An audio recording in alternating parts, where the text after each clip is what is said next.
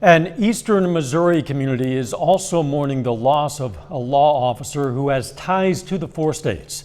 Bonne Terre, Missouri patrolman Lane Burns, who was born and raised in Carthage, was shot and killed in the line of duty in Bonne Terre. His fiancee heard about the shooting over a dispatch app. Reporter Pepper Baker has more. I just want to give him a hug, and I just want somebody to tell me that he's okay, but he's not. Bonne Terre police officer Lane Burns' fiancee Shannon Chasteen heard the call from the dispatch app on her phone that led to her future husband's death. I texted him, "Be safe."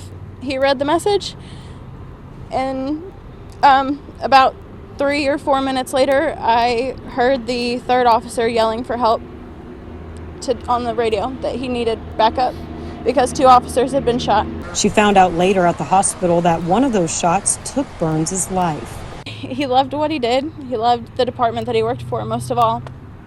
And from what I've been told from the hospital and from the other officers, he went down with a fight. It is a shock to everyone at this point because he was such a great person to be around. Former Leadington Mayor Dustin Wynick met Burns back in 2014 when Burns was just starting his law enforcement career on the Leadington force. It makes this such a tragedy for everybody because you're not losing one officer for one department, you're losing one officer for 3 or 4 departments. With Bonne Terre officers and the neighboring departments working together, Burns' loss is felt throughout the entire community. He loved Bonne Terre.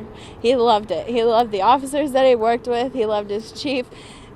He told me that if he were to ever get out of law enforcement, he would never work anywhere other than Bonne Terre. It's heartbreaking to know that, he went into this just thinking he's going in to check on a disturbance to see what's going on, and he loses his life over it because of nonsense.